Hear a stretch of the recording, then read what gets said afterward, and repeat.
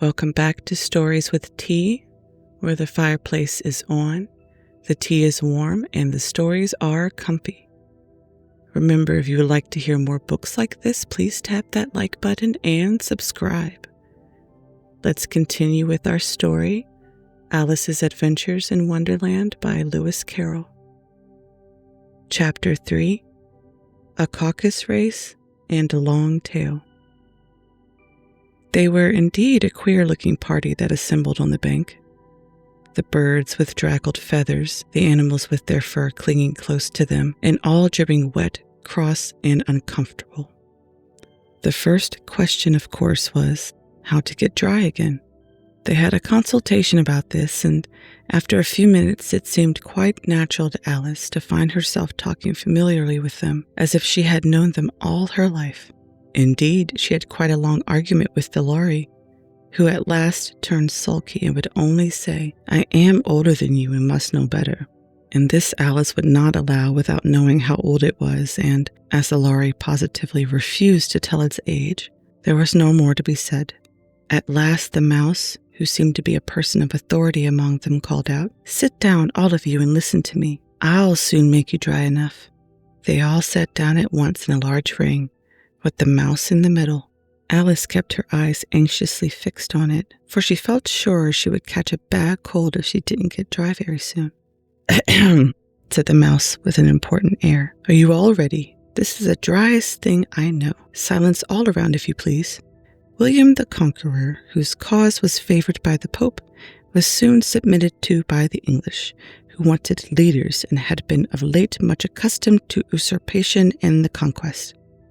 Edwin and Morcar, the Earls of Mercia and Northumbria. "Ugh," said the Lorry with a shiver. "I beg your pardon," said the mouse, frowning, but very politely. "Did you speak?" "Not I," said the Lorry hastily.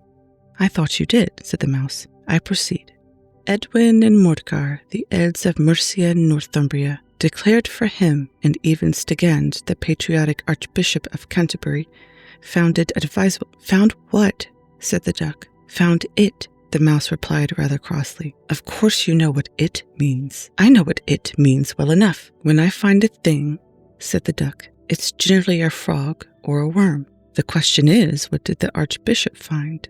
The mouse did not notice this question, but hurriedly went on. "Found it advisable to go with Edgar Atheling to meet William and offer him the crown. William's conduct at first was moderate, but the insolence of his Normans— How are you getting on now, my dear?" it continued, turning to Alice as it spoke. "As wet as ever," said Alice in a melancholy tone. "It doesn't seem to dry me at all." "In that case," said the dodo, solemnly rising to its feet, "I move that the meeting adjourn for the immediate adoption of more energetic remedies." "Speak English," said the eaglet. "I don't know the meaning of half those long words, and what's more, I don't believe you do either." And the eaglet bent down its head to hide a smile. Some of the other birds tittered audibly. "What I was going to say," said the dodo in an offended tone, "was that the best thing to get us dry would be a caucus-race." "What is a caucus-race?" said Alice. Not that she wanted much to know, but the dodo had paused as if it thought that somebody ought to speak, and no one else seemed inclined to say anything. "Why," said the dodo, "the best way to explain it is to do it, and as you might like to try the thing yourself some winter day, I will tell you how the dodo managed it. First, it marked out a race course in a sort of circle. The exact shape doesn't matter, it said. And then all the party were placed along the course here and there. There was no 1, 2, 3, and away, but they began running when they liked, and left off when they liked, so that it was not easy to know when the race was over. However, when they had been running half an hour or so, and were quite dry again, the dodo suddenly called out, 'The race is over,' and they all crowded round it, panting and asking, 'But who has won?' This question the dodo could not answer without a great deal of thought, and it sat for a long time with one finger pressed upon its forehead, the position in which you usually see Shakespeare in the pictures of him, while the rest waited in silence. At last the dodo said, 'Everybody has won, and all must have prizes.' 'But who is to give the prizes?' quite a chorus of voices asked. 'Why, she, of course,' said the dodo, pointing to Alice with one finger, and the whole party at once crowded round her, calling out in a confused way, 'Prizes, prizes!' Alice had no idea what to do, and in despair she put her hand in her pocket and pulled out a box of comfits. Luckily, the salt water had not gone into it, and handed them round as prizes. There was exactly one apiece, all round.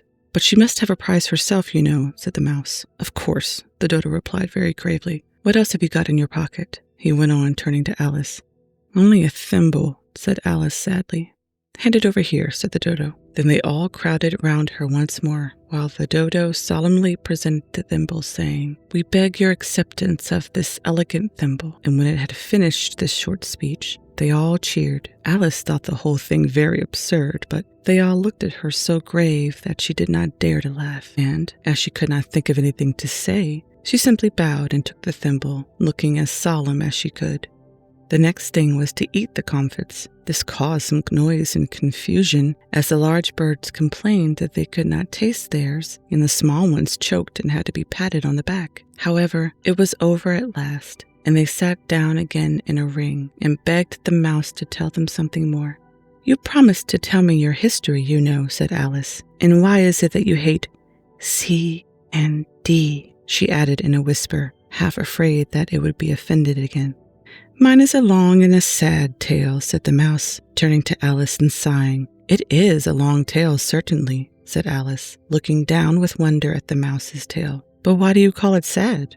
And she kept on puzzling about it while the mouse was speaking, so that her idea of the tale was something like this. Fury said to a mouse that he met in a house, "Let us both go to law. I will prosecute you. Come, I'll take no denial. We must have a trial, for really this morning I've nothing to do." Said the mouse to the cur, "Such a trial, dear sir, with no jury or judge, would be wasting our breath. I'll be the judge. I'll be the jury," said cunning old Fury. "I'll try the whole cause and condemn you to death." "You are not attending," said the mouse to Alice severely. "What are you thinking of?" "I beg your pardon," said Alice very humbly. "You had got to the 5th bend, I think." "I had not," cried the mouse sharply and very angrily. "A knot," said Alice, always ready to make herself useful and looking anxiously about her. "Do let me help to undo it." "I shall do nothing of the sort," said the mouse, getting up and walking away. "You insult me by talking such nonsense." "I didn't mean it," pleaded poor Alice. "But you're so easily offended, you know." The mouse only growled in reply. "Please come back and finish your story," Alice called after it, and the others all joined in chorus. "Yes, please do." But the mouse only shook its head impatiently and walked a little quicker. "What a pity it wouldn't stay," sighed the Lory, as soon as it was quite out of sight, and an old crab took the opportunity of saying to her daughter, "My dear, let this be a lesson to you never to lose your temper."